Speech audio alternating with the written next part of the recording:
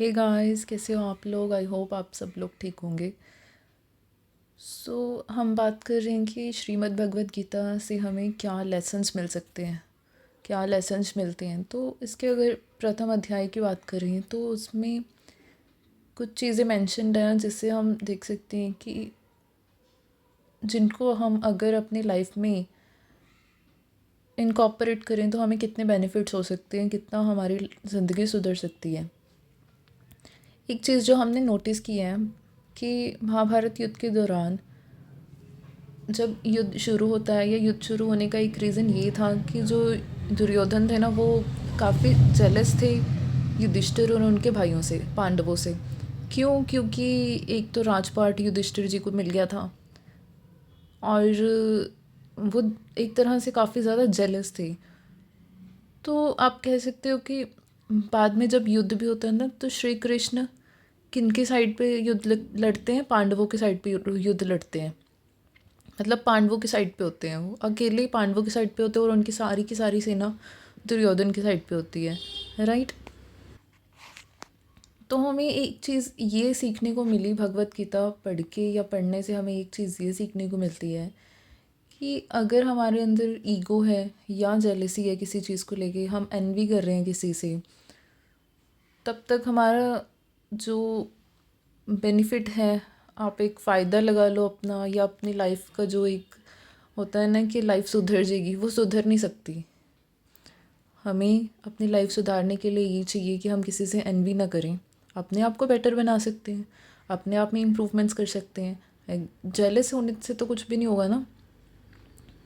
अगर ये सारी चीज़ें हम छोड़ दें, जेलसी छोड़ दें, एनवी छोड़ दें, किसी से घृणा ना करें, सेल्फिश ना हो, तो हमें भगवान कृष्ण खुद मिल जाते हैं।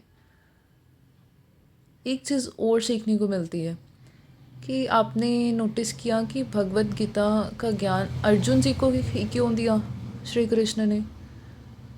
तो इस उन्होंने इसका ज्ञान श्री अर्जुन को इसलिए नहीं दिया था कि अर्जुन चोज़न वन थे कि हाँ उन्हीं को ज्ञान मिलना चाहिए था, बल्कि उनको ज्ञान इसलिए दिया गया क्योंकि वो जानने की इच्छा रखते थे।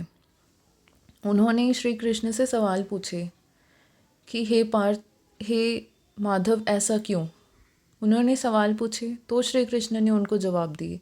अगर आप जानने की इच्छा ही नहीं रखोगे तो आपको आपके सवालों के जवाब कैसे मिलेंगे, राइट। अगर आप किसी सवाल का सवाल पूछोगे तभी जवाब मिलेंगे ना। अगर आप स्कूल में भी जा रहे हो, पढ़ भी रहे हो, तो जब तक आप सवाल नहीं पूछोगे तब तक आपको आंसर्स नहीं मिलेंगे। करेक्ट। आपके टीचर्स भी आपको कहते होंगे कि क्वेश्चन पूछो। सबसे ज़्यादा इम्पॉर्टेंट है क्वेश्चन पूछना।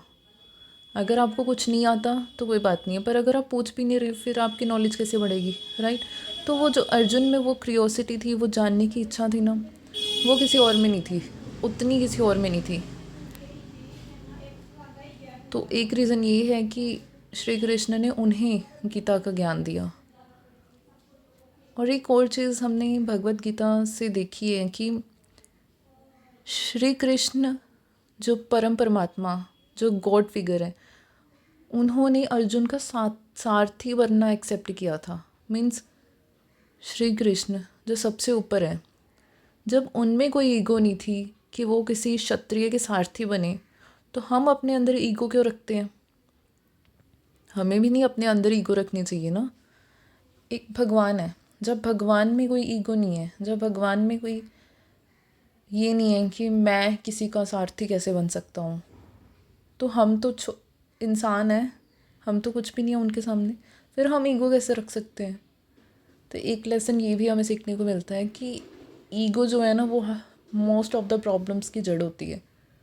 अपनी ईगो छोड़िए, सीखने की, कुछ पाने की इच्छा रखिए, पर ये नहीं है कि हर एक चीज़ आपको मिलेगी ये सोच के चलें। जैसे दुर्योधन ने सोचा था कि मुझे ये भी मिल जाए, मुझे वो भी मिल जाए, सब कुछ मुझे मिल जाए, ये भी नहीं होता। ज्ञान पाने की इच्छा रखो, जो मोनेटरी बेनिफिट्स होते हैं उनको पाने की इच्छा नहीं रखनी चाहिए हमें। बाकी जो होता है ना, जो ज्ञान पाने की इच्छा होती है या जो कर्म करने की इच्छा होती है, वो करते रहोगे, कर्म करते रहोगे, ज्ञान पाते रहोगे, ज्ञान दूसरों को देते रहोगे, आपकी जो लाइफ है ना अपने आप सुधरती जाएगी, सब कुछ मिलता जाएगा आपको टाइम के साथ।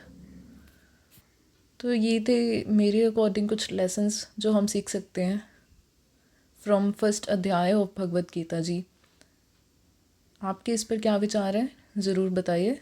Thank you so much.